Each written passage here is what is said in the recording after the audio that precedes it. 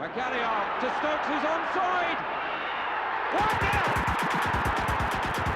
Here's Sims. It's a good serve this from Southampton. They could finish the job here. It's Shane Long, and he has done it. Just a minute to play. That's stoppage time. Here's Letizia. Who better to say farewell than one of the finest players ever to wear the red and white.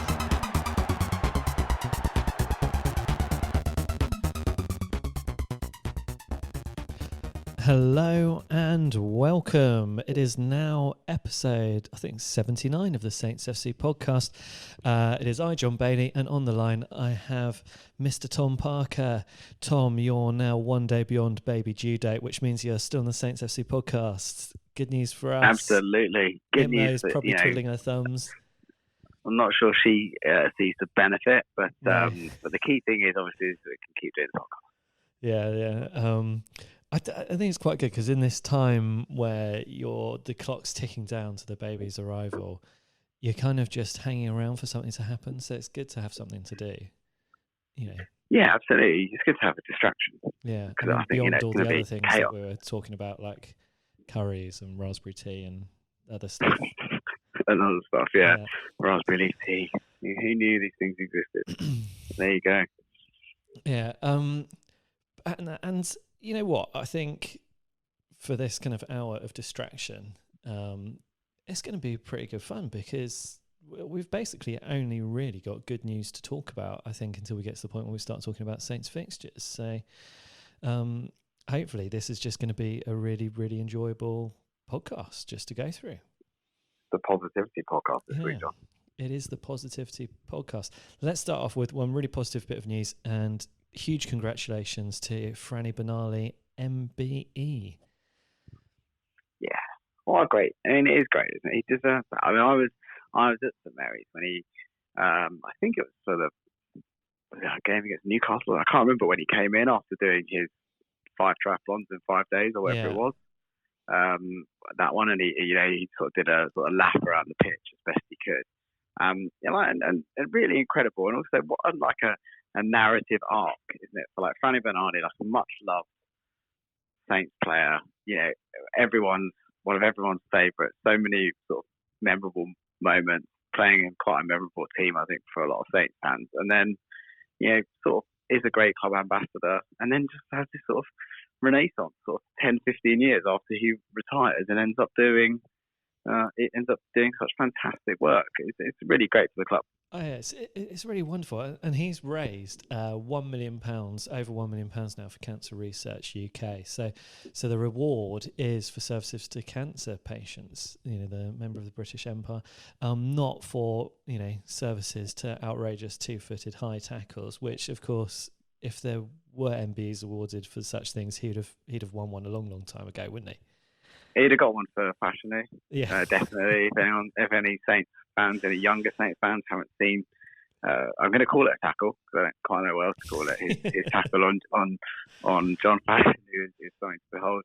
I mean, and also, I don't know if it was ever caught on camera, but there was always the story that he headbutted Eric Cantona at the Dell in front of the main. I don't know how true this is, but apparently I think it was Eric Cantona, just nutted him off the ball, and just totally took him out, which is another. Even if it's not true, it's apocryphal and it sounds great, so we're going to go with it. Yeah. I mean, I think Eric Cantona, that is a good thing to do for Saints because, I mean, in case there's Saints fans who aren't old enough to remember Eric Cantona, you've probably been told about Matt Letizia, and Eric Cantona is one of the few players in Premier League history that I think have similar, not quite as good as Letizia levels of skill, but that's he was player, just different from everyone else, wasn't he? Just different, like Matty was, just a different gravy. Built differently. I saw him on the Eurostar once. He's about 6'3". He's a giant. Really? Yeah. I mean, he was a giant on the pitch as well, wasn't he? Yeah, hell of a player. But no, Franny's done amazingly well, and it's great to see him continue with the club because one of the only downsides of the Cortese era was allegedly the sort of freezing out of former players, Matty and Franny, and obviously, yeah, it's great for them to be associated with the club. So well done him. Yeah, and just another on the sidetrack of the Eric Cantona. If anyone's not seen the film Looking for Eric by Ken Loach, which is about an Eric Cantona obsessed Manchester United fan, it is absolutely fantastic. Have you seen it, Tom? I've not seen that. I need to see that. I need to see Diego. I need to see. Sophie and I watched Diego the other day. It's so great as well. But I still haven't seen the Zinedine Zidane one with the Mogwai soundtrack. Isn't it just the camera follows him for 90 minutes of like a game against like Real Sociedad or something, and then with the Mogwai soundtrack. Anyway, listeners, get your emails in. Give us your football film recommendations. You've got a couple of us from there. The Diego documentary and Looking for Eric by Ken Loach. Two absolute fantastic ones that are worth checking out. Just on the subject of emails, we've had a couple of emails, one from Saints GT and one from Jason Dickey. I was supposed to read the one from Jason Dickey in the last episode, but I totally forgot. But the main reason he emailed me, and he says, was so that we could use this line in the show. Looks like Ralph pulled another rabbit out of the hutch. Oh, that's good, isn't it? Yeah, so there we go. And that was in relation, I think, to the game after Villa, but obviously we've won another game there, so that also works for the Chelsea game. And Saint GT is just saying about how brilliant he thought we've been in our away matches, credit where credit's due for the games against Villa and Chelsea. Challenging matches where established and fringe players stood up and took the game to the opposition. Both really deserved results. And he's saying that he's feeling quite positive now. So, and cheers for the show as well, which is good. And I'm feeling really positive, Tom. And one of the reasons why I'm feeling so positive is because of the game we're discussing first, which is the away game at Stamford Bridge against Chelsea. Gutted I couldn't be there, but I mean, John, like, did you watch it on Prime Video? And if so, was it not the best Saints performance? I think it's probably the best Saints performance since the 3-2 win over Liverpool, maybe, and probably even better. I'd say maybe. What are your thoughts? I'd definitely say it's the best Saints performance. Probably since Ronald Koeman. I think that. Yeah, I'd agree with that. I think that would be fair. Mate, the Claude Puel first semi-final against Liverpool, we performed pretty amazingly in that game as well. Yeah, is that the Redmond game? Yeah, Redmond scored. And Puel had a really great performance. He got some good tunes out of the Saints team, but certainly. But hang on, that was. I guess was it a better team? I don't know. Yeah, I mean the players were better. I remember the game against Watford, us stringing together like that goal from the Redmond goal at the end, which we'll talk about in a few moments, reminded me of the goal that we scored against Watford, the really great team goal we scored against Watford in the Claude Puel end of the season part. I think it was maybe the game after the League Cup final. I'm struggling to remember that, but I mean that was a team with Van Dijk. Would have been in that team. Yeah. Certainly in that squad. Well, he was injured at the time, Van Dijk, but yeah. But still would have been probably Fonte. Still would have been some real good players. Yeah, definitely. Anyway, so let's talk about this, because we had two fixtures in 2 days. One which was Chelsea. The next one, 48 hours later, was the one against Palace. And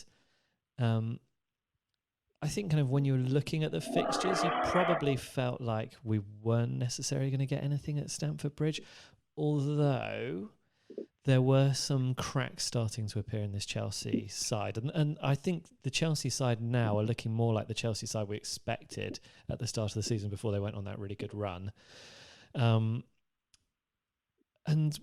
when I looked at the starting lineup and I saw Obafemi and Adams up front, my first thought really was that Ralph must have been resting Danny Ings for perhaps the more important, more winnable game against Palace. Were they your thoughts as well, Tom? Well, I hope so, because it's that or an injury, isn't it? Yeah. And Ralph does keep injuries quite close to his chest. Just like Bertrand this season, just sort of disappears for sort of 3 or 4 weeks. You never quite know when a player's going to come back. And obviously with Ings, there's always that fear, isn't there? But it was a brave lineup. I think I've been critical of Ralph in the past because he sort of gets tactically. We sort of sometimes get tactically almost outthought. I think like West Ham recently, I think was a good example of where another manager has come into a game with a better set of tactics to win it, and because of the sort of let's be kind to say, a lot of our players aren't playing at the top of the game. When we don't have the right tactics, we struggle. But 10 out of 10 to Ralph because you're worried about. I mean, Obafemi looks really good, but he doesn't quite look like a really striker yet. He's very raw, and you definitely say the same thing to Shadham. So I was worried, but for the first 30 minutes, I'm like, Ralph's tactics were just incredible, weren't they? They were totally spot on, and I think this sort of game actually suits Ralph's tactics. The idea that we're not going to have very much possession. We're against a team that will pass the ball around the back.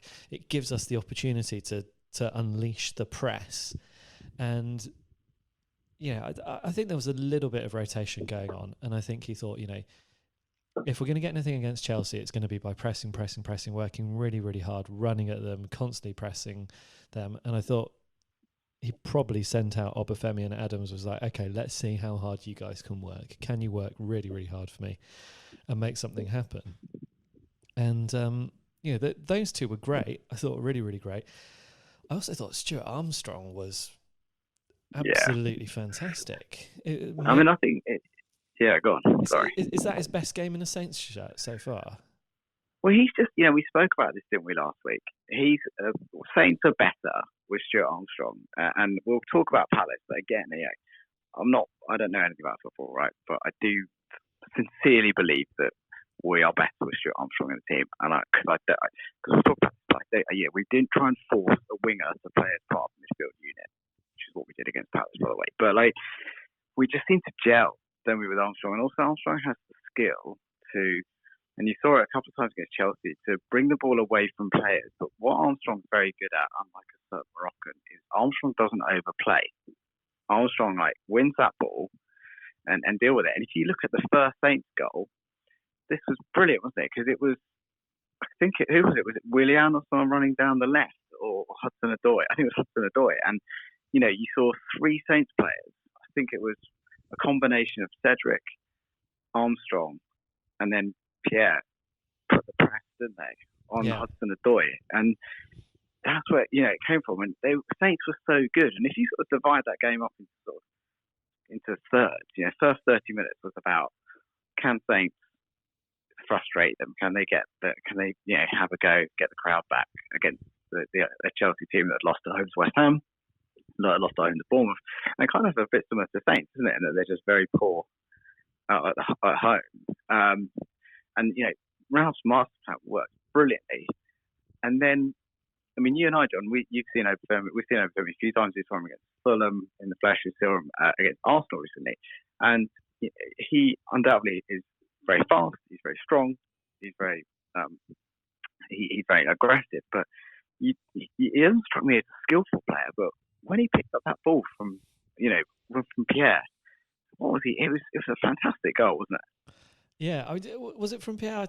In my head, the ball was from Armstrong, but perhaps you're right. No, it wasn't. It was a Højbjerg pass, which again we just got a little bit of luck, didn't we, with the Chelsea left back just not being able to get a foot on it, and it was definitely PEH with the pass. Yeah, well, the turn, the take, and then the left-footed shot into the top corner were all just absolutely brilliant, and. So I was watching this with basically all the family, my dad, my father-in-law, my brother-in-law, my brother, my other brother-in-law, new nephew, wife, mum, mother-in-law, my brother-in-law's wife, so all of these people around the sofa. Poor little nephew didn't know what had happened when we all jumped up and cheered when Obafemi banged that one in. But my dad was convinced that took a deflection. He couldn't quite believe that Obafemi put it straight in the top corner, but it was straight in the top corner. There was no deflection involved at all.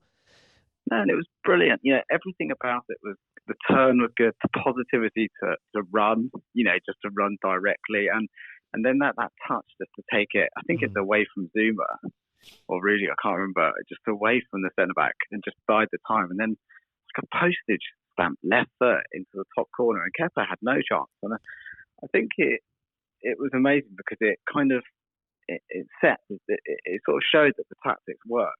And I think a lot of Saints fans, me included, were worried with Shea Adams and Obafemi, but Chelsea have got some fantastic players, and Rudiger, I think, is a real brilliant. I think he's a real excellent player. But Adams' job was not really to score goals, was it? Shea Adams' job was to hold that ball up and to give because we knew we weren't going to have possession, and Shea Adams' job was to hold that ball up and just give Saints an outlet and give Saints a respite. And between him and Obafemi, they did that in spades. So it was a brilliant first goal. Yeah, really fantastic. And actually, I just want to go back to your point about the pressing on Hudson and Doy. He's been coming back from injury. He's not got the greatest confidence at the moment, and he is feeling a bit under pressure. And I wonder again if this is Ralph's tactics at play. When he gets the ball, we know he's already feeling a bit fragile. Then we'll use that as one of our triggers for doing the press. Because it kind of seemed that way, which is cruel, but also brilliant. I like to see our managers being cruel and taking advantage of the opposition's weaknesses, which I think he's done really, really well there. I think it's taking advantage of weaknesses, but also acknowledging strength. So, look at Willian. We didn't Willian as a combination of. I don't think we pressed Willian as hard as we did their wingers, and I think that's because Willian's too good to be pressed by our players. And they knew they were just going to they're just going to get left behind by him. He's so brilliant. He's so skillful. He's so tricky. So you almost, you press the players that are low on confidence. Yeah. And then you make Willian go, but you make Willian instead go through you. And I think the tactics worked a dream. And Chelsea booed off at half time, which is good to see. And just Saints seems to be playing with a real flow. And even he's coming from some stick like Jack Stevens, against Tammy Abraham. Bednarek against Tammy Abraham. Chelsea are a bit up and down with it. Like players like Willian, Abraham, these are top quality players, and they were made to look pretty ordinary by Saints. Yeah, I mean, you didn't necessarily expect us to get our first clean sheet since Sheffield United away against that Chelsea side. But it was one of those things, wasn't it? Because I think at half time we're all discussing well, I think Chelsea had a chance just before we went in for the half-time break. And it was kind of like, oh, well, here we go. Is this going to be a bit like the Man City game where we're going to watch us agonisingly hold on and then concede again? But they came out in the second half and they just didn't. They just kind of continued this battling, this kind of battling attitude towards the game. I don't really remember McCarthy having to make any particularly exciting saves. He didn't, and that was one of the things Jermaine Janis pointed out, and I think he did the same thing at the Man United game at home. The Chelsea's chances, they were half chances. They're snapshots, they're long range efforts, or they're sort of difficult things to execute, like Tammy Abraham's being played in at the start of the second half by Mason Mount. They didn't break us open like you would expect a team playing with. And what was amazing was another thing in Saints' favour. You look at the wealth of talent. So they have Willian on the pitch. They have Hudson Odoi, one of the best rated young English players. They've got Tammy Abraham, who's now shown himself to be a brilliant Premier League goal scorer this season. They're bringing on Pulisic.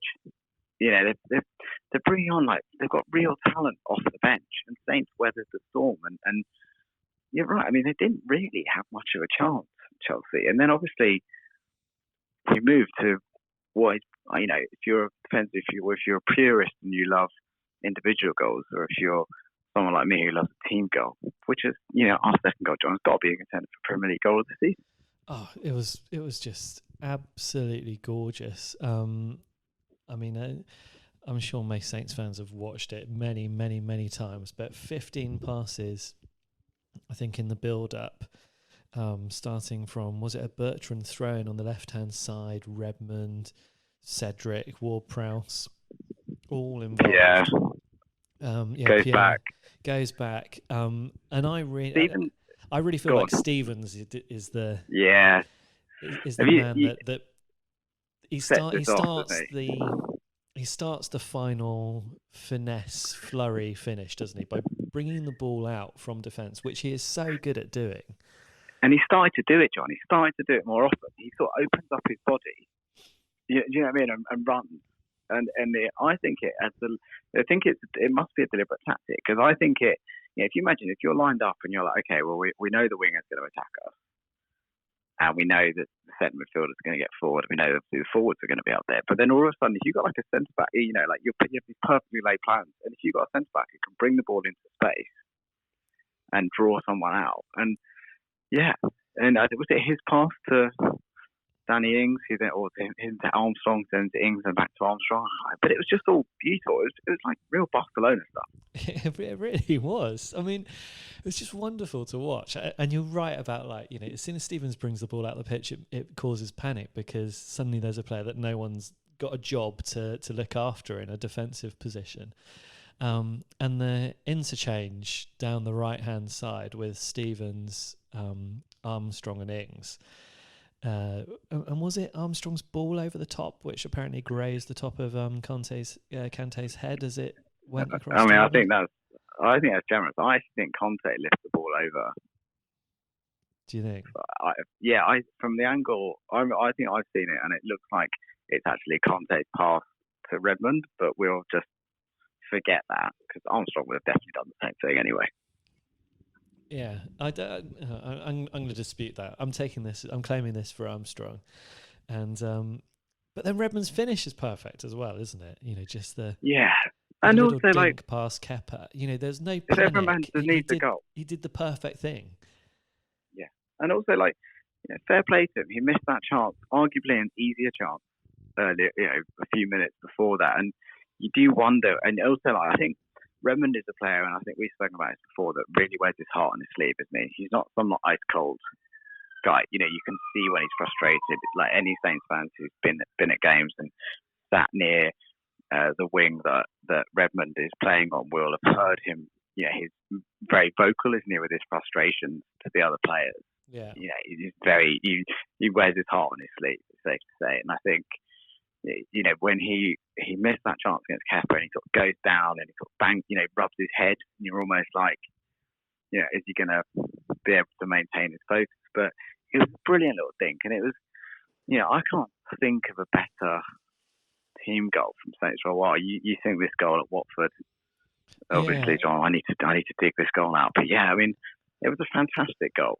and I was really glad to see Redmond score it, of all the players we have. Yeah, I mean, I think probably the goal against Chelsea was better than the goal against Watford, but that was the last time I can really truly remember us, you know, passing it around, having like wonderful passing football, and then like a great little finish that kind of adds to the whole, I don't know, the whole feeling of the goal. I mean, it was just great.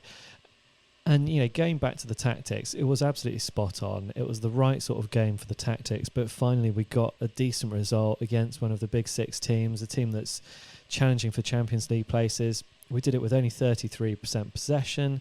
We did it with, I think, you know, only a handful really of chances, but we really took the chances. I think 5 shots, 3 of which were on target, 2 of them in the back of the net. It's a perfect away performance for me. Yeah, and it shows Ralph's tactical abilities. It also shows, you know, I think Shea Adams was so unlucky, wasn't he, with that cross from Redmond where it just gets dinked away from him. Yeah. But I think it showed a lot of Adams' strengths. I think perversely Adams doesn't seem to, you know, we'll talk about Palace, but Adams doesn't seem to be the best fit when you actually rely on him to score goals. You know, he's almost probably that's his role, is for those difficult games like that where you know we're going to be under the cosh. It's just such a positive all-round performance, and you know you could argue that to a man they played really, really well. And there was a great bit. I think my favourite moment of the game wasn't even the goals. There was a bit where I can't remember who it was. It might have been Kovacic was running through midfield, and Ward-Prowse was like did this fantastic sort of block tackle, and you know and ran away with the ball, and it was very much like, you know, like Lord of the Rings, like none shall pass, you know. But it's like it shows sort of that Ward-Prowse was almost back and like dominating the midfield. I think there's so many positive aspects for Saints, and you know, fair play to them. A lot of games, you know, ground we haven't got much from in recent years. A lot of players that for me are like bogey players, like Willian in particular. I always think he's going to do something against us, and Like they executed it perfectly. And did Frank Lampard not bring on Giroud either? I don't think he did. Which is, I mean, thank God, any that would have. Saints fan will tell you that. Just He's kryptonite for us. Yeah, I don't think he even had Giroud on the bench actually, so I don't know if perhaps he was injured. So thank God. There we go. But yeah, thank God Giroud wasn't involved. Tom, how on earth do you pick a man of the match from that game? Yeah, really tricky. I mean, for me though, it's Armstrong because Yeah. I'm going to keep banging on about it, but Armstrong to me, and we'll talk about Palace. I think the same thing happened at Palace. He gives the team a balance. He gives them a sense of, gives them an outlet in midfield that's not overtly ambitious. And I think he's one of those players. Older Saints fans will remember Jim Magilton and Neil Maddison. Yeah. Like players that aren't going to, with all due respect, aren't going to go down in like footballing Hall of Fame. Although we had Neil Maddison on the podcast when he was a lovely, brilliant guy. But like they, like quietly effective. Like people said about Deschamps, didn't they? Said Zidane said it, or Cantona said he's just a water carrier. But you need those players. You need the players that do the simple things. Yeah. Armstrong does more than the simple things, but he just provides that. For me, he's almost like the bit of the puzzle that we didn't know we needed. Mm. The French word from cycling, the water carrier, is le domestique, which the domestic, the person that makes the whole thing run over. And I think Bill Shankly had a similar thing, didn't he? Say that you can't have a team of 11 violinists. You need some road sweepers in there as well. And it sounds a bit harsh to call Stuart Armstrong a domestique or a water carrier or a road sweeper, but I know what you're getting at, Tom. We look much more. Well, he's not a buffo, is he? No, he's not a buffo. He's not a Gineppo. But he lets other players do their jobs. Yeah, and he's a calming presence on the pitch, isn't he? When the ball goes to him, he's not panicking. Yeah, at absolutely any point, right. And he doesn't rush. Yeah, he finds an outlet. He's probably one of those people that has a resting heartbeat of like 15 beats per minute or something. Just like totally calm. Got amazing hair as well. He's got, John. Yeah. And he's just a belter off us being able to have that song that Celtic fans used to have for him. That's a great song, yeah. He needs to smash one in the top corner. He can do that against Tottenham. I'd be fine with that on New Year's Day. I fancy him against Tottenham. Yeah. But I think difficult, like you say. But I think for me, just Armstrong just makes us tick. Well, what would you say? Yeah, I mean, I had Armstrong in my head. I think Amazon Prime and the BBC had James Ward-Prowse, who I think his statistics were that he covered more ground than anyone else, made more tackles than anyone else, and also played some pretty key passes. But it was a hard one to choose because so many players did such a fantastic job. So I'm happy with your suggestion of Armstrong. We'll give it to him. So next game, Saints versus Palace. I thought we'd draw this 1-1, and I was, I thought it was kind of as expected. The game, we were kind of perhaps lucky in the fact that VAR ruled a goal out. We were perhaps unlucky in the fact that we didn't get a second goal after we got our first one, and probably the draw was about right. Yeah, I'd agree. I mean, I think isn't it nuts that after playing the intensity Saints played against Chelsea, they then have to go 48 hours and play Palace. And I think you look at it and the fixture list and you think Palace at home, we should get 3 points there. But Palace are actually really quite good, aren't they? They're ninth in the table, and they're not there by accident. And also they're ninth with huge amounts of injuries and without a reliable goal scorer. So they're no mugs. And I think, it was a pretty turgid first half of football, wasn't it? It wasn't great. I felt like Saints started this one better than their previous home games where they've been really, really drab. So I think the first 15 minutes went okay. And then Zaha tore apart the Saints' defence, played a lovely ball back to Maya. And thankfully Zaha, not Maya, was offside in the build-up to that, only by a hair's breadth. I've got to say. God.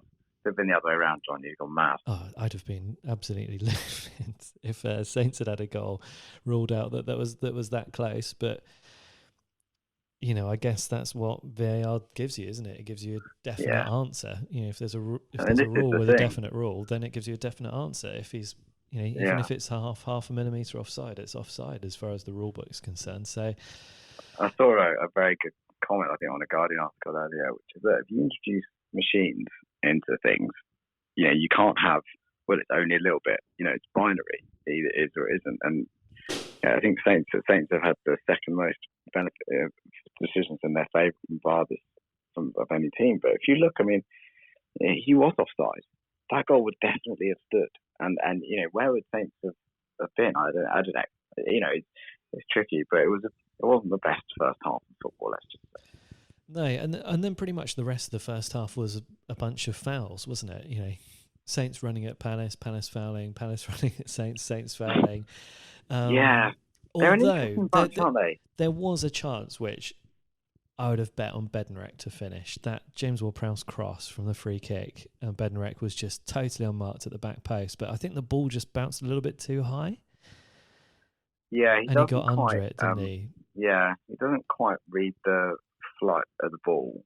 But it was a brilliant cross. Again, if we're going to talk about very good players, like James Ward-Prowse had an excellent game against Palace. But that ball was almost too good, wasn't it? And I think the difference between like a Van Dijk is a Van Dijk probably anticipates that, gets his foot over, gets his studs into it and just punches it into the goal. Yeah. But that was really it for the first half. There wasn't really much at all. No, there wasn't an awful lot to talk about other than that. Bednarek, though, he has scored goals similar to that in the past, hasn't he? He got one against Tottenham, I think. It was last season. And he got a great goal against Chelsea on his debut. Yeah. He volleyed that volley against Chelsea, which was a much harder chance. Exactly. So, you could expect him to that. And then I think Palace got their luck with their goal because Tompkins' goal was, it was a good free kick and a good header from Tompkins. He's kind of say fair play. He beat his marker, which I think was Jack Stevens, in the air, headed it, perfectly into the top corner. There was no chance for McCarthy. It wasn't one that he really could have got at. But the foul in the build-up to the free kick just wasn't a foul. It was a really good tackle from Redmond, and Palace got it. But I think that was... Gee, I thought it was a foul. It's all about interpretation. I thought it was. I thought Redmond did foul. You did? All right. Well, I was just trying to add some balance there. No, I thought it was. It was like a... it was a similar foul to the foul that... on Redmond by Callum Chambers at the Arsenal game. Just sort of stupid, sort of through the back. I think it was a foul, but I think it was a really clever free kick, wasn't it? And a great header. And is it Mihailovic? I can't pronounce his name. Yeah. Serbian guy. He is a nasty piece of work, isn't he, John? Have you ever been to Serbia, Tom? I've not. I've been to... I know this is not the same country, but I've been to Croatia. Yeah. It was part of Yugoslavia, wasn't it? Or before. But there is a... this is where I need to be very careful that I don't cast aspersions across a whole nation of people from the very few Serbians that I've met. But there is a hardness, I would say, to the Serbians. I've been to Serbia, and there's a bit of severity that seems to be a kind of a national trait amongst the men of Serbia. So it doesn't surprise me that Mihailovic is like that. There. Did I manage to get through that without being too... I think you did. Yeah. I think the other thing is that, his job is a bit like Romeu's job, isn't it? Which is to break things up. And obviously he scores more, but he seems to get a penalty every week. Score a penalty every week. But his job is to break things up. And I think credit to Palace, because they've got a very effective midfield of, McCarthy, MacArthur and Mihailovic, which does all of the dog work and really made it difficult for Saints, so that then, Zaha, who, whilst we really don't like him, he is a talent, isn't he? He's a real player, can do his thing. But they kind of bossed Saints a little bit. and the first goal was a good one, really. Yeah. So anyway, I mean, at that point we could have been 2-0 down, but we're 1-0 down, and I've got to say, I think like Ralph gets it absolutely spot on in the fact that he made the substitutions pretty quickly after Palace took the lead. Armstrong and Gineppo come on. Boufal comes off. I can't remember who was the other player that came off. Adams. And Adams. And we bring on Armstrong and Gineppo. And it does make a big difference, doesn't it? Yeah. I mean, Boufal was interesting, wasn't he, that game? He kind of was the bad old Boufal for me, in terms of just it was very pretty, but his crossing is awful. Really, his crosses were terrible, and Cedric's crosses in that game were beyond awful. But it was funny, Boufal. I just didn't think Boufal was the one. He was very pretty, but then the lack of end product was just driving you mad. It must have been very frustrating for it to be playing with that. Yeah, and so then we went from having a winger kind of in the midfield with Armstrong going on, and that improved things, and Gineppo coming on for Adams. Gineppo, I think, was then involved in everything that Saints kind of created going forward after that point. So the Armstrong and Gineppo are both pressing. I can't remember which Palace defender it was who then passes it back to the keeper with a really, really poor pass. And it was Armstrong, Gineppo and Ings all pressing that creates the opportunity. And I think, is that the third goal or fourth goal now for Danny Ings from kind of like goalkeeping, hounding the goalkeeper, charging down the goalkeeper. One against Spurs. Yeah, one against Liverpool. One against Liverpool. And then this one. That one. Yeah, it was fun. I mean, it was really interesting because Palace looked pretty solid at the back, didn't they? And I think there's a lot to talk about. I think Boufal's performance was an interesting one. I thought Shea Adams, it didn't really happen for Shea Adams, did it? No. I think he was kind of bossed by the two centre-backs, and our strategy wasn't working. But it was substitutions that changed the game. I think maybe Musa, maybe if he wasn't fit to start, but he just seems to be, when you play him up front, I think for me it would be a Musa. If Shane Norton's not going to be at Spurs, it has to be Musa, Ings, and Redmond, because that's a really terrifying front three for anyone to have to deal with, particularly Spurs with their lack of pace at the back. But I think we just seem so much better with Musa on the pitch, so much more direct. And I found it was very frustrating for Saints in that game because we were a bit like back to our timid old selves. Boufal didn't have any product. Cedric appears to have just completely stopped crossing on the move. He sort of tries to hit a dead ball. And there's actually, if anyone hasn't read the article in The Athletic, not by Carl Anker this week, but about the sort of rise, fall, and then sort of stasis of Cedric, it's really worth the statistics in that, John. I don't know if you have read the article, you could get it up, talk about Cedric's performance and how his just game has gone totally flat over the last few years in terms of runs and crosses and just forward passes and passes in the final third, and that we just didn't have an attacking outlet until Musa came on. Yeah, and I've read the article. I think it was by Jack Lang this week, wasn't it?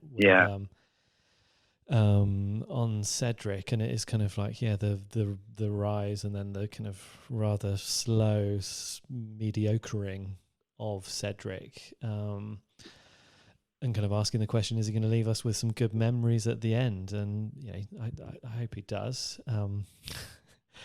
He's going to have a really good second half of the season if he's going to.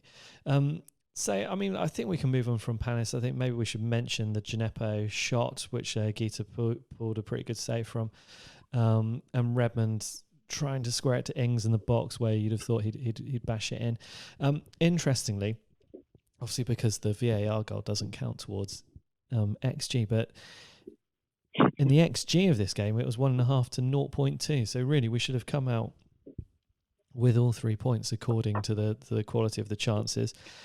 Story of the season, John, isn't it? Yeah, we like to break the statistical models.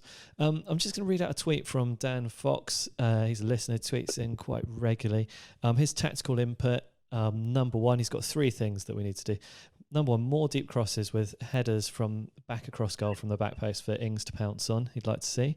He wants to see Cedric, often needs a bit of support, so he reckons he gets left on his own too often. Actually, I thought Armstrong did this really well against Chelsea. He didn't leave Cedric alone. He protected him. And we also need to sort the interchanges and the skill on the ball in creating the space, which I think we're starting to do that more. I think the midfield pivot of Højbjerg and Ward-Prowse is working, isn't it? And what's good as well is we're going from a place of sorry, makes a noise. We're going from a place of like playing Romeu in midfield, not creating enough, and then having to, and not scoring, and then having to bring on more attacking midfielders to try and change the course of the game, to having Romeu on the bench, having forward-thinking, dynamic midfielders on the pitch, scoring goals, and then having the luxury of having a player like Romeu to come on to try and see the game out, rather than. Do you know what I mean? And that seems to be a more positive way to play, particularly at home. Yeah, definitely. So Tom, I think that is that the halfway point of the season now? Are we at? 19 games played. 22 points. Yeah. Have you heard of the Uncle Jeff coefficient? No, hit me. So the Uncle Jeff coefficient comes from Uncle Jeff of a chap called Benji. He runs the Stop Hammer Time podcast. So like the West Ham equivalent of what we're doing.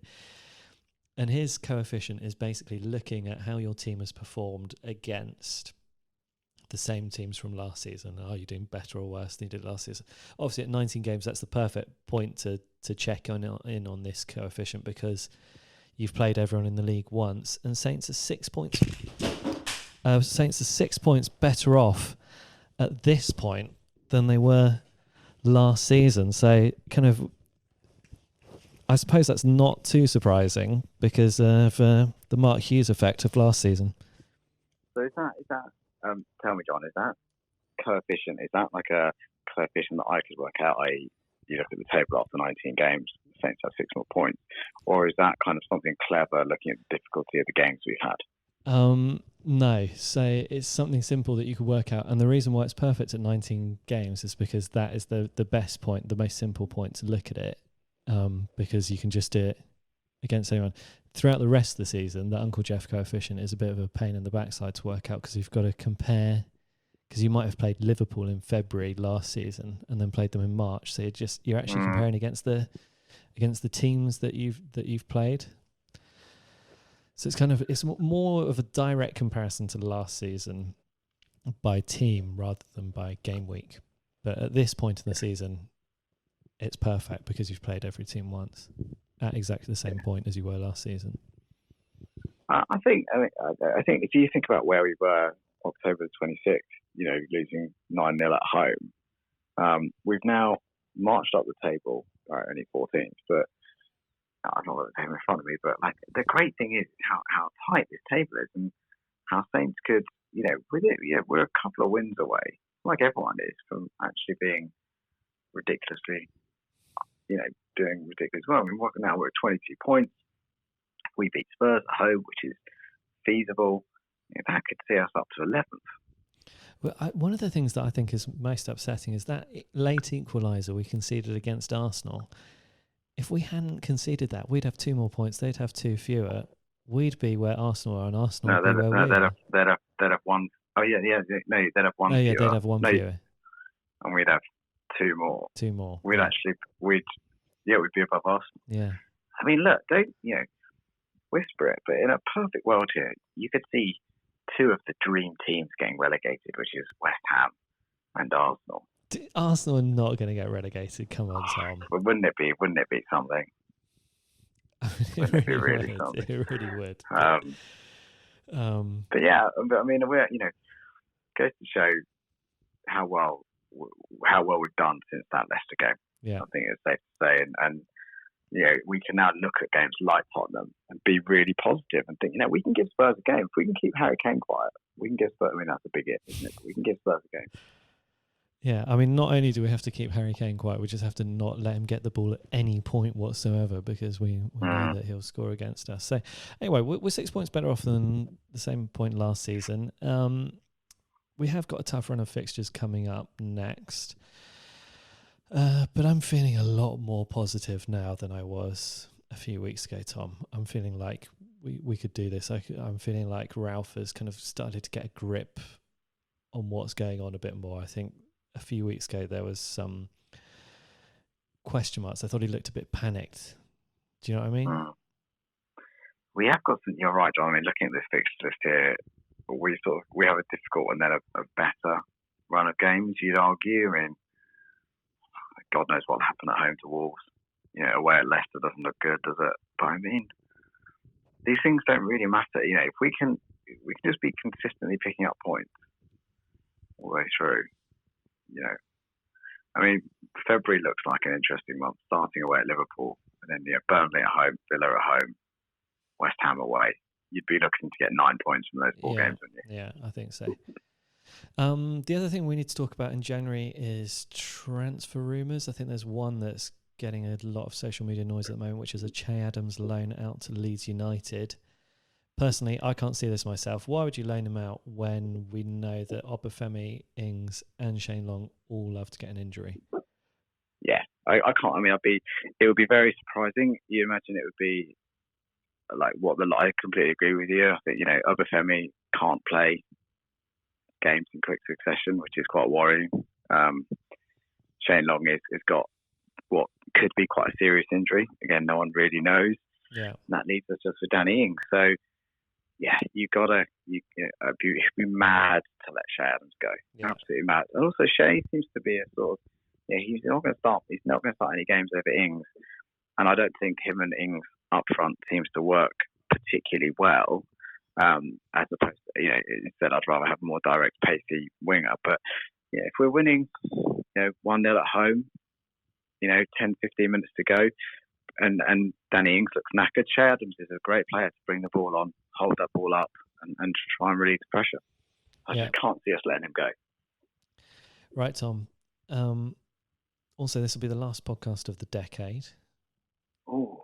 I mean, obviously, at the start of the decade, I don't even know if I knew what a podcast was necessarily. So it's perhaps less monumental than you might think. But here's a little reminder, okay? So this is the league table on the 1st of January 2010. League One. Leeds United are top of the table with 56 points. Southampton are 13th in the table. They've lost 6 games. They've drawn 8. I think they've and we have Alan Pardew as our manager. So start of the decade, we're 13th in League One. At the end of the decade, Tom, we're 15th in the Premier League. We've won a Johnson's Paint Trophy. We've won promotion from League One, promotion from the Championship. We've had Premier League experiences with Adkins, Pochettino, Koeman, Claude Puel, some less exciting ones with Pellegrino and Hughes. Now we've got Koeman. We've played in the Europa League. We've beaten Inter Milan. We've been to an EFL Cup final. We've had relegations, scraps and survivals and an FA Cup semi-final. Also had the fastest ever hat-trick at St Mary's. With fastest ever Premier League goal. And the fastest ever Premier League goal with Shane Long. So, I mean, that's kind of what I've picked out. What's your highlight? What's the thing that really sticks out from the last 10 years of Southampton Football Club for you, Tom? So if you'll indulge me, I'll pick 2. One was just being there, which was being at the San Siro with my dad. That was just something else to see. To see Saints come out at the San Siro was just something you never thought you'd ever see before, and the whole sort of days around it were just a brilliant experience. And the other one was being at Wembley to see Gabbiadini's second goal, what should have been his third, against Man United. And I think that, that feeling of elation and that feeling of like, oh my God, we can do it. And obviously we didn't, but football is ultimately, isn't it, about hope, isn't it? I guess it's about you never know what's going to happen, and at that point, it felt like we were going to see Saints win something. Certainly for the first time in my lifetime, I thought we were a major trophy anyway. So those I'd say are my two highlights for different reasons. And do you have a favourite goal from the decade? I mean, that's quite a long. That is a long one. I mean, it could be from like absolute meaning and raw emotion, or it could be just from like, wow, that was an amazing goal to look at. I guess I would say, I think in terms of goals that made me go mad, I think Mane's third goal against Liverpool, the third goal against Liverpool, Mane's. Was it Mane where he sort of breaks off and finishes? I think it was, because I think Pella got the one in the middle. Yeah. And that was it, yeah. Because that was great, wasn't it? Because that was like that. That was like the peak of that Koeman team, wasn't it? Of like, we had all those great players with Tadic, we had Pele, had Mane, and I mean, you also had Koeman like chucking his crutches into the crowd and sprinting down the line to celebrate, and just take the mickey out of Jurgen Klopp. And a very miserable looking Jurgen Klopp. There's a lot to like in that goal. I'd say that was a great moment. So my raw emotion one is also a goal against Liverpool, but it's that Shane Long one. I mean, I wasn't at Anfield. I wish I was that night, but I think I was watching it with my brother. I think he was staying at my house. It was a night that he was working in London, and just went absolutely mad when that one went in, because that was it. We'd been under the cosh for so long. Fraser Forster had scraped one off the line. Oh, what a day! And you just like we were 1-0 up, weren't we, from the first leg? 1-0 up from the first leg, and you just that moment you knew that we were going to the final. You knew we were off to Wembley. They'd have scored 3 goals in about 2 minutes. Yeah, so, exactly. Yeah, that's a great moment, and I think I think you're right, John. That is a real special one. Yeah. Stylistically, I think I'm going to have to go for Cuco Martina. Who'd have thought you'd say that? I think that was. I mean, the other goal, which I think is very special. Do you remember Ricky Lambert scoring like a goal? It might have been like away at like MK Dons or something. Then he got a hat trick, and he sort of picks the ball up on the halfway line, knees it, and then sort of just lumps it really high in the air and lobs the goalkeeper. Do you remember this goal? Yeah. Goal. Yeah. I don't know. Actually, who's your player of the last 10 years, John? Hang on, just another goal I've just thought about. That one against Fulham. Was it the third goal against Fulham in the away 3-0? Oh yeah, Jay Rodriguez. That was special. That was a special game. Yeah. Rodriguez, Lambert, and Lallana all scoring. I think that's the funny thing, isn't it, with Saints? I mean, you can look at the sort of front three of Pella, Mane, and Tadic, and say that's the best. But probably the team that you connected with the most was the Lambert, Lallana, Rodriguez front three. Yeah, absolutely. I think it's because they've been with us for the long run. Yeah, and also you just felt like that was the project had worked. Yeah, it wasn't it like the system, the plan had worked. Like the 80s. The 5-year plan to get to the Premier League, whatever, which I think we all scoffed at the time, and then did it in like 3 years. Fair play to the club. Yeah. Player of the decade you won. Yeah, go on. Well, for me, it's the only one and only Sir Ricky Lambert. I mean, that is a making of a club legend this decade. Yeah. I mean, there's not many. I don't know if he shares with. I think Matty is still in front, but I don't know. There's just something about the guy, isn't he? He's just infinitely likable. He just seems to be a very normal, unaffected, relatable guy that's worked incredibly hard. And I'd actually argue, you know what? I'm going to change. So my favourite goal, is Ricky Lambert's goal against Scotland. Oh, not technically a Saints goal, but I think that's the one time that. You can attribute an England goal to. It felt like a Southampton goal, didn't it? It felt better than a Southampton goal. Yeah, because it was more than for me. Like, because I'm not a big England fan. I've never forgiven them for how they treated Matty, but I think which is ridiculous and petty. But there you go. I think that for me felt like. Because also you can imagine like what it felt for him. His whole career. Kicked back, thought he wasn't going to make it, comes back, does brilliantly for Saints. Gets in that England squad, gets on the bench, gets on the pitch and then First scores touch. fantastic with his first against Scotland, England's biggest, the old enemy. There's so much to love about that, and just the look of sheer elation on his face as he realised that what he'd done. So yeah, loved that moment. And then, are there any other players that we should give honourable mentions to this decade? I think players that their time didn't end well, because it's like politics, isn't it? I think everyone ends well, but Van Dijk.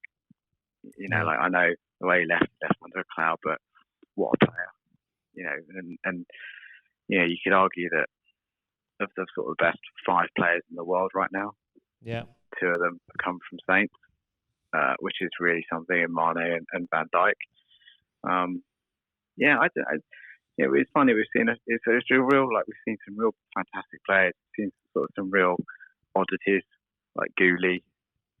We've seen players that are sort of out of their time. I'd argue like Charlie Austin is like out of his time sort of footballer, probably more suited to Premier League 10, 15 years ago than he is now. I mean, Adam Lallana probably deserves a mention as well.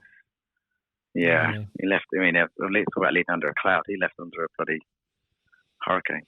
But such a shame though, because he was with us as we went down, didn't he? As we went down the divisions, and then with the rise back up, and it really felt like he bled red and white until that went.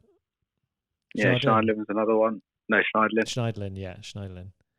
Was another one that was with us all the way up, and it's a career. They're going to move on. It's just a shame when it happens the way it does, but maybe that's just the way it has to be. I don't know. I don't get philosophical, but we've seen some great players. We've seen some not so great players. But the future's bright. Yeah.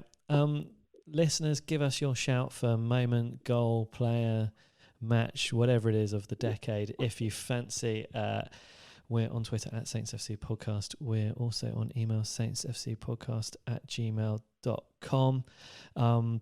Tom's got to get back to his wife and try all the different things to get the baby coming.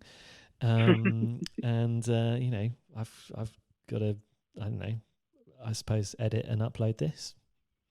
Yeah, you do that, John. Yeah. All right. Well, Tom, it's great speaking to you. Listeners, I hope you've enjoyed listening to us. And it's bye-bye from me. Goodbye from me. Cheerio, everyone.